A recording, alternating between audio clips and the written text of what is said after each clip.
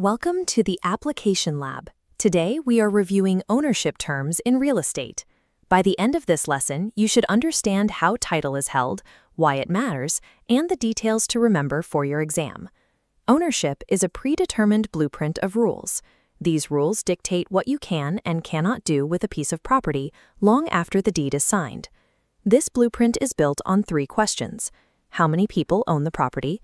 What happens when an owner dies? And can the ownership be ended? Every real estate term in this lesson exists to provide a specific answer to those questions. These 3 questions form the baseline logic for the ownership scenarios you will see on the exam and in the real world. We start with the question of how many owners are involved. The simplest answer is 1. This is an estate in severalty. While the name sounds like several people, it actually means ownership is severed or cut off from all others. In this structure, one individual or one legal entity holds full control.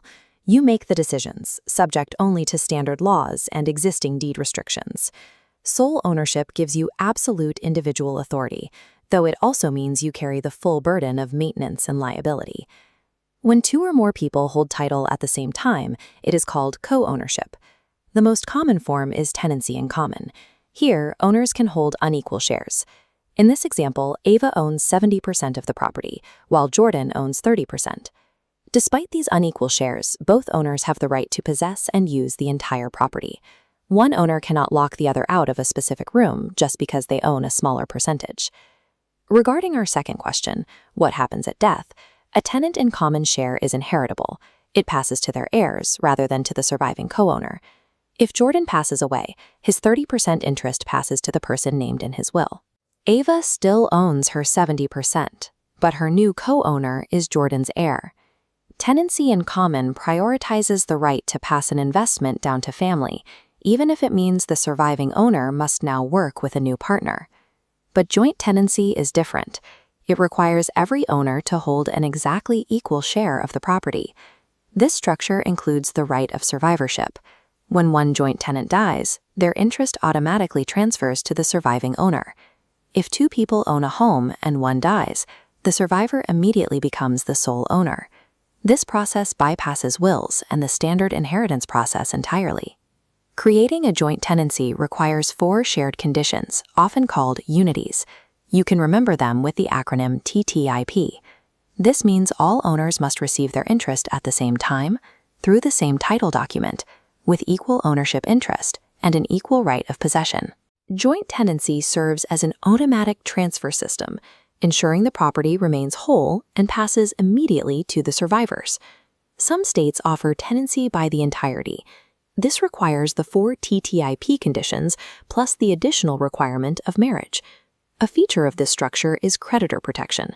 In many states, a creditor of only one spouse cannot force the sale of the home to collect an individual debt. Now for the third question, can ownership be ended? It can.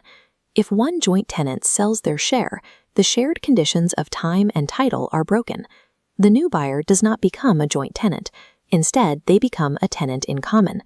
Transferring even a single share changes the legal classification for the new owner and removes the right of survivorship for that portion of the property. Conflicts arise when co-owners cannot agree on an exit strategy. One might want to sell the property while the other wants to keep it. In these cases, an owner can seek partition. This is a legal process where a court steps in to divide or end the co-ownership.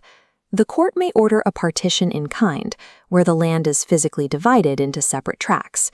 If the property cannot be fairly divided, the court orders a partition by sale. The home is sold and the money is divided among the owners. Partition ensures that no owner is trapped in a co-ownership arrangement against their will. For your exam, focus on how property is handled at death. This is where most students get tripped up. Questions often hinge on whether the property interest goes to an heir or stays with the surviving co-owner. Let's do a quick recap of our 4 terms. Estate in civility is sole ownership by one person or entity. Tenancy in common allows for unequal shares and gives owners inheritance rights. Joint tenancy requires equal shares and the 4 TTIP conditions, and it includes survivorship rights. Finally, partition is the legal division of property when owners disagree. Understanding these ownership terms provides a clear map for reading property documents and preparing for your real estate exam. Follow the Application Lab for real estate concepts made simple.